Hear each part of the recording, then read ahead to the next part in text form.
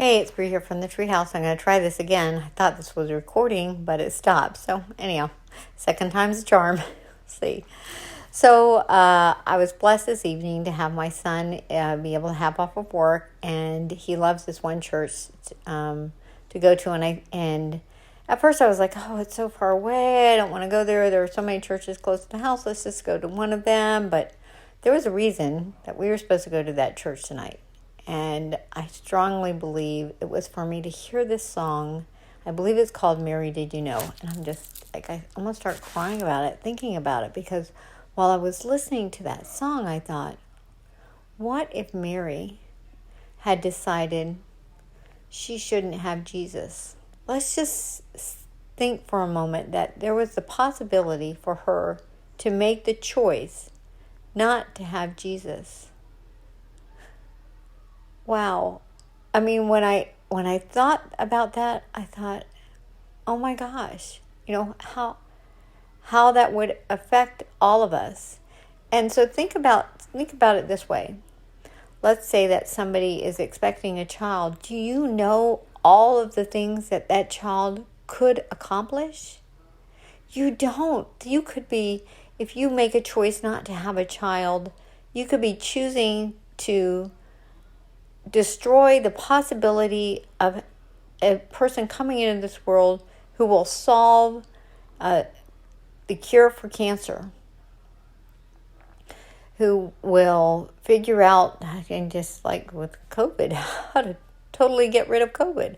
Just, you're taking away that individual being on this earth who could accomplish, you just don't know what. And it really hit home, because I thought, the song's all about all the things that Jesus did on this earth.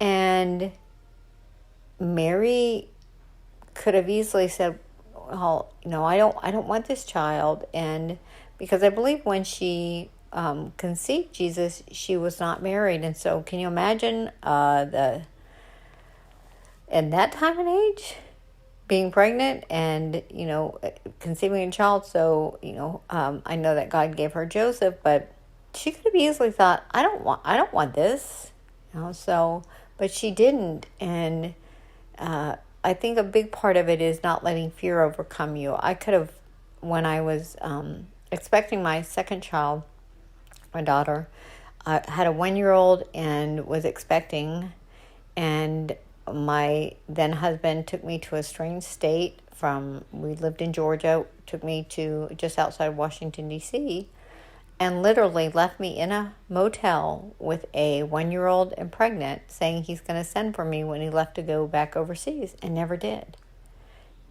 If I had allowed, and I don't even want to say if I think that God was just walking with me, and God is a loving God, and said, okay, I'm going to help you out here, and didn't let the devil get that sense of fear inside of me that, I need to go have an abortion. I can't deal with this. And that didn't happen. And despite being in a motel, and here's the added fun part of that, driving up there, a person high on cocaine rear-ended my car, and I had no clue how to go about insurance and whatnot. So I have no car. I'm pregnant and with a 1-year-old and no place to live. So, but despite that, I didn't for one moment think, oh, I need to go get an abortion. And so, yeah, it really hit home for me to think about that Mary, despite all of the challenges that lie ahead with her, she didn't think, oh, I don't want to have Jesus. It just didn't enter her mind. And imagine if she did. And if you're not Christian, imagine, let's say if you're Muslim, that Muhammad's mom decided not to have him. So there are so many prophets that, people follow and believe in. And imagine if their mothers just decided, no, I'm not having you.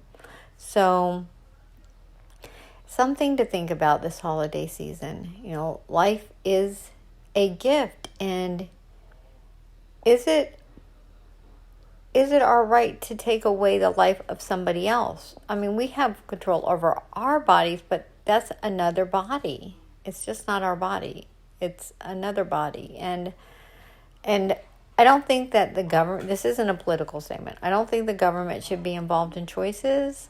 I think that this is a human statement. We as human beings should be kind to all human beings, including those babies.